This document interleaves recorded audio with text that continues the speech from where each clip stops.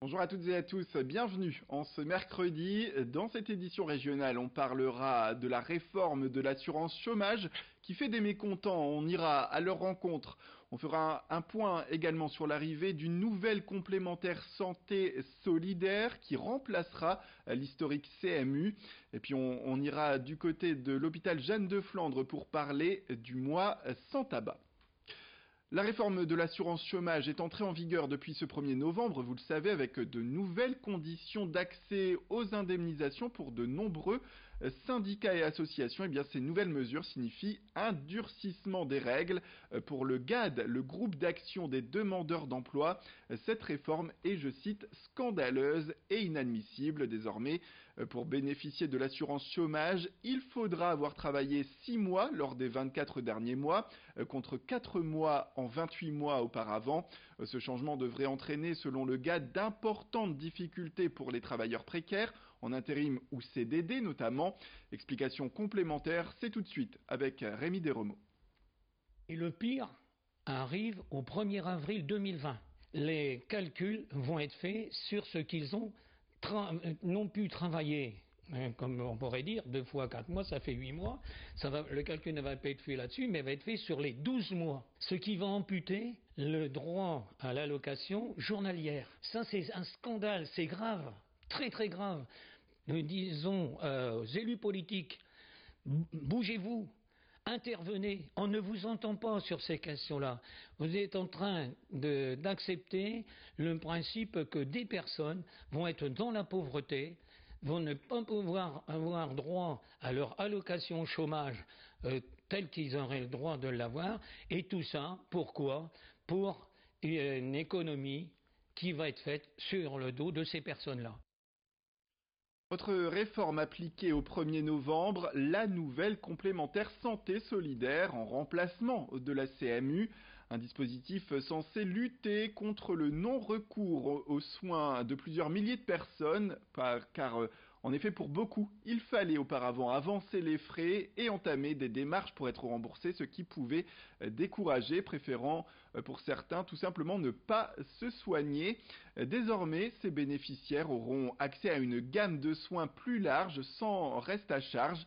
Pour ce qui est des modalités, c'est en fonction des revenus mais aussi de l'âge. Pour toutes les infos et vérifier votre éligibilité, rendez-vous sur le site internet www.amelie.fr. Explication tout de suite avec un des responsables de la CPAM de la région. Il était notre invité en plateau. Le dispositif est progressif, le coût est progressif. Prenons 2 exemples. Un enfant, ça équivaut à 8 € par mois. Et pour une personne de plus de 70 ans, ça équivaut à 1 € par jour, donc 30 € par mois. La grande nouveauté dans ce dispositif, c'est justement de répondre aux motivations du non-recours, qui est les frais dentaires, les frais d'optique et les frais de prothèse auditive. C'est les trois dispositifs qui étaient les plus coûteux auparavant. Et ce dispositif de complémentaire santé solidaire vient répondre à cette problématique et justement permettre aux gens qui doivent en bénéficier d'aller voir ces professionnels, de ne pas faire les avances de frais et également de ne pas avoir à payer un reste à charge, puisque c'est un engagement fort dans le cadre de cette complémentaire santé solidaire. On parle de prévention auprès des fumeurs à l'occasion du mois de novembre, ce mois sans tabac. Le CHU de Lille propose ainsi aux visiteurs un test de souffle simple et rapide afin de mesurer le taux de monoxyde de carbone dans leur corps. Hier matin, le stand Soufflez, vous saurez a permis ainsi de sensibiliser les visiteurs de la maternité avec une attention particulière portée aux femmes enceintes car le tabac, on le rappelle, peut être une cause d'accouchement prématuré. Par ailleurs, des consultations sont proposées aux fumeurs pour adapter des solutions de sevrage en fonction de leur consommation de tabac et de leur profil. Ces opérations vont se multiplier d'ailleurs dans d'autres hôpitaux durant les prochaines semaines. Plus d'explications, c'est tout de suite. On les fait souffler dans un testeur de monoxyde de carbone qui va être le reflet de la combustion de la cigarette. Donc quelqu'un qui ne fume pas a un taux normal entre 0 et 5 et quelqu'un qui fume va plutôt, il n'y a pas de limite, mais un fumeur va toujours être dans la lumière rouge et avec un chiffre qui s'affiche et qui est le reflet de la combustion de la cigarette du jour. À partir du moment où quelqu'un est intéressé, on peut lui proposer une consultation d'aide au sevrage tabagique.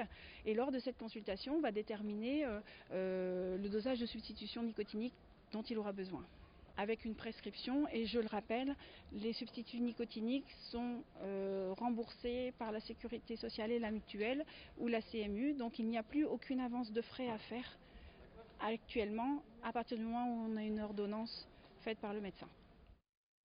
Et justement, en matière de substituts nicotiniques, plus d'informations, c'est tout de suite aussi. La substitution nicotinique sert à compenser la dose de nicotine que l'on perd par les cigarettes par une substitution plutôt en plateau. Et cette substitution en plateau, donc une dose de nicotine constante, va faire qu'on a un apaisement important. On est comme si on avait fumé, à condition bien sûr d'avoir la bonne dose. Et c'est à ça que ça sert la consultation, c'est pour pouvoir justement calculer la bonne dose avec la personne. Et puis la gastronomie dans les titres également, avec le palmarès 2020 du Go Emilio et un jeune chef lillois distingué par le guide Nicolas Choquet de l'Octopus. Il est d'ailleurs le seul des Hauts-de-France à être récompensé cette année. Ici, la carte restreinte propose des produits de qualité, de saison, avec une priorité mise sur les poissons, et notamment le poulpe. Aujourd'hui, Nicolas Choquet veut conserver cette cuisine simple mais abordable, avec un menu entrée plat dessert à 28 €. Mais après cette distinction, nul doute que les curieux vont être nombreux à vouloir essayer ce restaurant, et il faudra faire vite. Ici, il n'y a plus qu'une trentaine de couverts. Présentation d'ailleurs du chef Jeune Talent Go Emilio 2020, Nicolas Choquet, au micro de Vincent Vieillard. La prochaine étape, c'est gagner en stabilité, en régularité, continuer à avoir un peu plus de clientèle. Des fois, il y a des petits creux. Le but, c'est de bien travailler tous les jours. On pourra embaucher, tranquillement. Le but, c'est de garder notre simplicité. Après, ce qui arrivera, arrivera. Parce que vraiment, le but, c'est les clients du quotidien. Les guides, les récompenses personnelles, c'est un plus. Ça viendra parce qu'on s'applique tous les jours.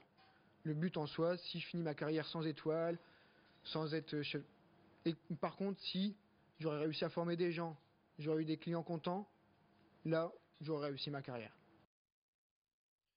Voilà, c'est le mot de la fin. C'est la fin de cette édition. Merci à toutes et à tous de nous avoir suivis. Restez avec nous, l'information continue.